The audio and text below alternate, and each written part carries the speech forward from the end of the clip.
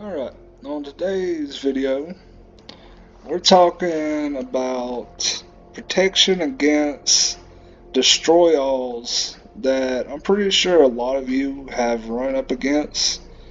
If not, you'll find out when you're playing Arena. And these are a few of the ways to basically get ahead of that whole ordeal.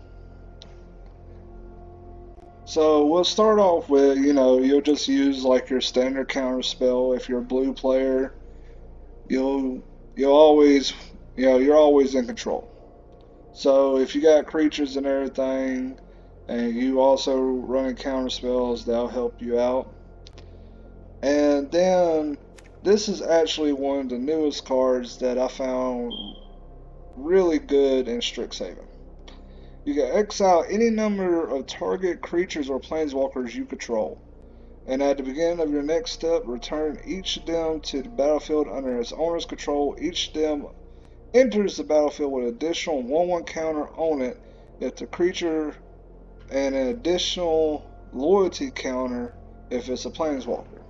That is really helpful, especially when you're running up against people that just love to keep destroying everything that you build up. And if you're like me and you love to run a lot of creatures, this will help you out tremendously, especially if you're running anything with white. Now, if you're running anything with green, I also advise Heroic Intervention. It doesn't cost that much to use. It is a rare, apparently. And, it gives all your permanents hexproof and indestructible, which will also help if you go up against, land destroy, land, like I said, creature hate. And or if you go up against blue players that love to just keep returning your creatures so you can't do nothing.